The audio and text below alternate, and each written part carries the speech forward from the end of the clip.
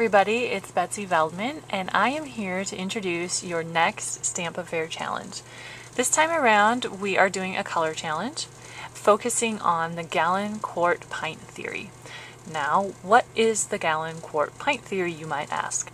Well, it's an easy way, kind of a formula to use when working with color. The concept is you have three colors, your main color being the gallon, which would be the most dominant color in your design. The second color, or your quart quantity, would be a secondary color, which still plays a major role in your design, but there isn't as much of it as your gallon color. And the third color would be your pint, which is more of an accent color, or kind of that pop of color. The gallon, quart, pint theory can be applied to almost any sort of design, all the way from home decor to card making. Let me show you a few visual examples of the gallon, quart, pint theory. First of all, I found this image online from the Better Homes and Gardens website, and they look like paint lids to me, and it's just a pretty color scheme. The different size of lids reminded me of this gallon, quart, pint theory. Here, of course, the main color would be the green, which would be the gallon. The secondary color, or the quart, would be the blue. And the third, the pint, that little pop of color, would be the yellow. And like I said, this concept is a lot of times used in decorating. For example, this living room, I found this image on Pinterest. It's a perfect example of the gallon, quart, pint theory. The couch, of course, would be the gallon, the blue. The red chair would be the quart, and the pop of yellow on the wheels on the table would be the pint.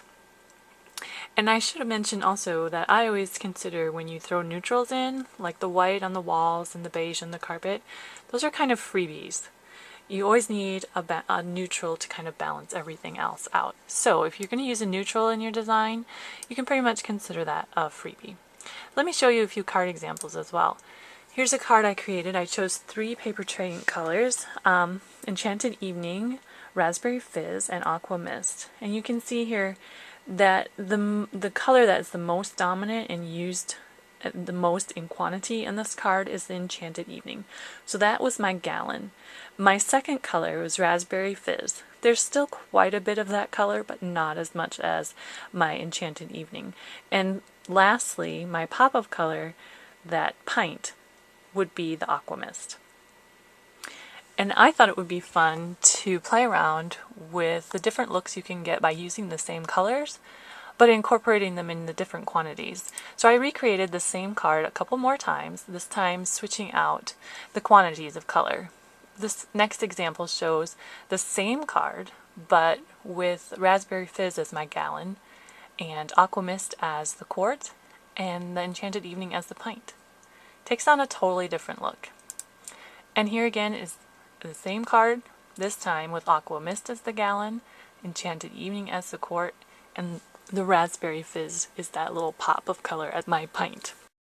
Well, that sums up our concept for the next Stamp-a-faire challenge, and I hope you'll find some time to put this gallon, quart, pint concept to work on a card this weekend and enter it into our Stamp-a-faire challenge. Thanks everybody, this has been Betsy Veldman for Paper Tray Ink.